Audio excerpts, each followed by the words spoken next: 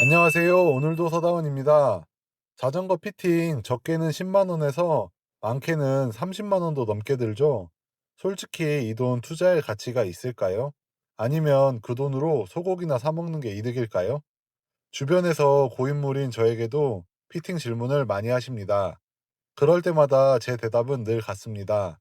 스템 길이나 안장 높이 같은 수치만 보고는 말씀드리기 어렵다. 직접 타는 모습을 봐야 조금이라도 정확한 조언이 가능하더라고요. 결론부터 말씀드리면 피팅에서 자전거 수치는 정답이 아니라 정답을 찾기 위한 가이드일 뿐입니다. 진짜 정답은 결국 라이더의 자세에 있다고 생각하거든요. 오늘은 피팅에 대한 제 솔직한 생각과 경험을 가감없이 이야기해 보겠습니다. 요즘은 유튜브만 봐도 수치 기반의 피팅 정보가 넘쳐나고 데이터의 정확도도 상당히 높습니다. 실제로 주변을 보면 전문 피팅 없이도 아주 잘 타는 분들이 많습니다. 그런데 그런 분들은 공통점이 있습니다. 첫째는 타고난 운동신경과 감각이 좋다는 것. 둘째는 입문할 때 옆에서 제대로 잡아줄 좋은 동료가 있었다는 점입니다. 하지만 모두가 그런 환경에 있는 건 아니죠. 만약 여러분 중에 혼자 외롭게 시작했거나 주변에 조언해줄 사람이 없거나 혹은 불확실한 정보들 때문에 오히려 혼란을 겪고 계신 분들이 있다면 저는 그런 분들께는 한 번 정도는 제대로 된 피팅을 받아보시라고 꼭 추천드리고 싶습니다. 저는 입문 초기에 아카데미를 다녔습니다. 훌륭한 코치님을 만나서 피팅도 받고 훈련도 함께 했죠. 그런데 흥미로운 사실은 피팅을 받았다고 해서 자전거 세팅 값이 눈에 띄게 변한 건 아니었다는 점입니다.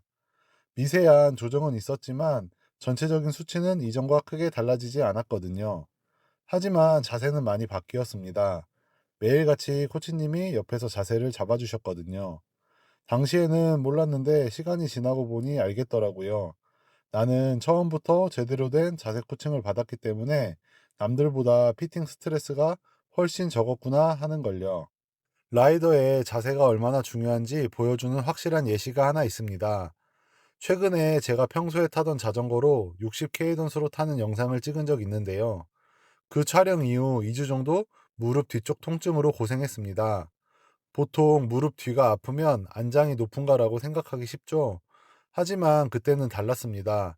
낮은 케이던스로 힘껏 밀어 타다 보니 엉덩이가 안장 위에 안정적으로 고정되지 않았고 그 과정에서 무릎이 과하게 펴지면서 통증이 생긴 거였습니다. 이처럼 항상 편하게 타던 자전거도 내가 어떻게 페달링 하는지에 따라 통증은 언제든지 생길 수 있습니다. 항상 문제없이 타던 자전거라도 내 스타일이 바뀌면 부상은 찾아옵니다. 결국 피팅이 끝이 아니라 올바른 자세를 찾아가기 위한 시작점이라는 걸 꼭 말씀드리고 싶습니다. 이렇듯 자전거 수치보다 자세와 라이딩 스타일이 훨씬 중요합니다. 그런데요, 이렇게 정산 범위 안에 세팅을 맞추고 올바른 자세로 열심히 타다 보면 어느 순간 조금씩 아쉬운 부분이 생기기 시작합니다. 이때부터 미세하게 조정하며 나에게 딱 맞는 값을 찾아가는 과정이 필요합니다. 제 경험을 하나 말씀드릴게요. 참고로 저는 세팅 변화에 굉장히 예민한 편입니다. 조금만 바뀌어도 바로 체감할 정도입니다. 몇 년 동안 크랭크암 길이를 172.5를 쓰다가 지금은 170을 사용하고 있는데요.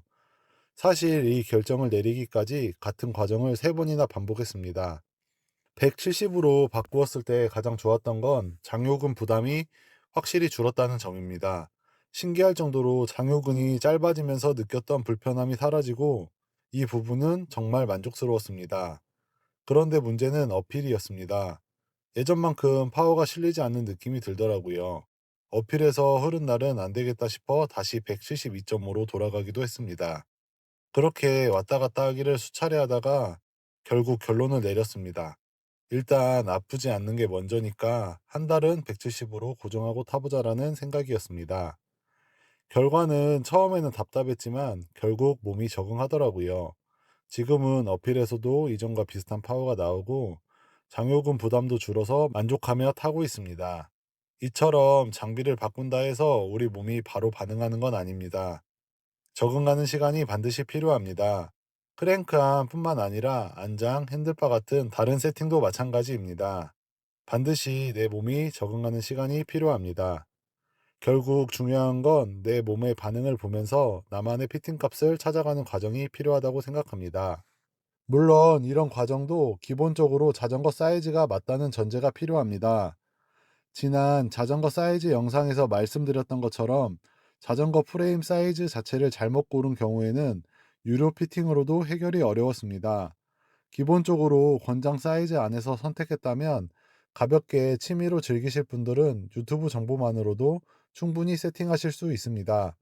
하지만 앞으로 퍼포먼스를 제대로 끌어올리고 싶다면 피팅을 한 번쯤 받아보시는 걸 추천드립니다. 다만 피팅 한두 번으로 모든 게 마법처럼 해결되진 않습니다.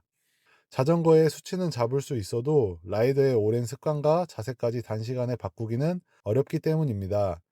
그래서 라이더 본인도 올바른 자세로 타려는 노력이 반드시 필요합니다.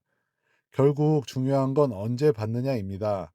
자세에 대한 확신이 없다면 초기에 한번 받는 것도 좋은 선택입니다.